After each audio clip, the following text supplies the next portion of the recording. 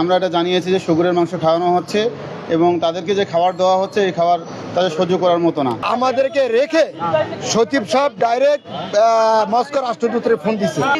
মানে ওনারা মানে শিওর দিতেছে যে না এদেরকে যুদ্ধতে নেওয়া হবে না। ভালো গুরুত্বপূর্ণ কথাটি আমাদের সাথে বলছিল যে ওই জায়গায় রাশিয়া দূতাবাসের সাথে অলরেডি ওনাদের কথা হয়ে গেছে।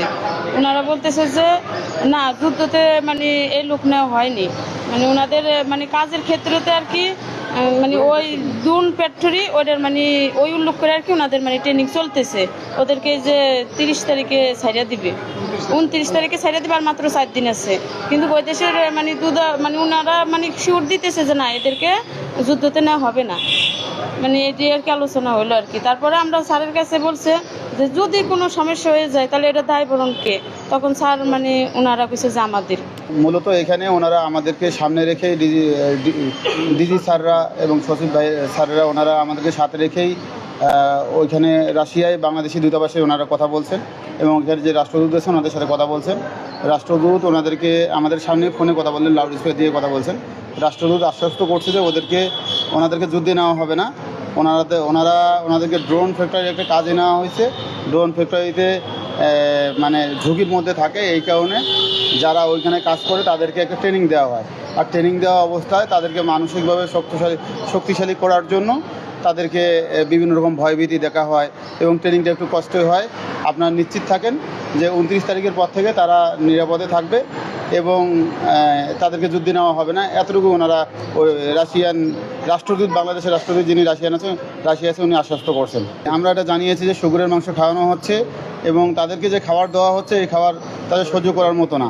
এখন ওনারা বললেন যে আসলে তাদের খাদ্যই এটা, এর বাইরে তো অন্য কিছু দিবে না, বা শুকুরের মাংস, লুডুস বা এই জাতীয় যেগুলো আছে এগুলাই ওদের খাদ্য, এগুলাই ওদের দেবে এবং এগুলো খেয়ে অভ্যস্ত হতে হবে।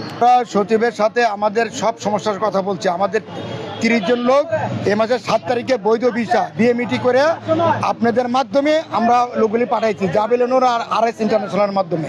তা ওনারা সব চেক করে দেখছে, যেগুলি সব বৈধ উপায়ে গেছে।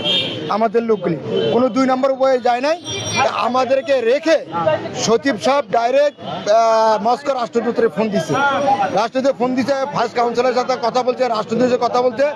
রাষ্ট্রদূত বলছে যে তোমরা কি জানো এখান থেকে যে 30 জন লোক গেছে 7 তারিখে, যে স্যার আমরা জানি যে ওনারা বিপদগ্রস্ত আছে, ওনাদেরকে যুদ্ধে নিচ্ছে কিনা। তা ওনাদের যুদ্ধ নেয় না, ওনাদের ড্রোন ফ্যাক্টরিতে চাকরি করবে, ট্রেনিং এর জন্য ওনাদেরকে আপাতত একটা জায়গায় নিচ্ছে। ট্রেনিং শেষ হলে 29 তারিখে ওরা ফিরে আসবে আর আপনাদের সাথে কথা বলাই দিবে স্যাটেলাইটে। রাষ্ট্রদূতের লোকও থাকবে, ওইখানে লোকও থাকবে, আমাদের সব পরিবারের সাথে কথা বলাই দিবে এবং এদের যে কোনো সমস্যা না হয়, এদের খাওয়া দাওয়া থাকে সব কিছুই বলছি এভরিথিং। এবং তুমি বাংলাদেশের প্রধানমন্ত্রী এবং সরকার এটার উদ্বিগ্ন এবং আমাদের সামনে সব কিছু আমাদের সামনে কথা বলছে উনি। তো কথা বলে আমরা যে 5 জন গেছিলাম প্রতিনিধি, সবাই বলছে আমাদের কথা সন্তুষ্ট। তা হ্যাঁ, আমরা কথা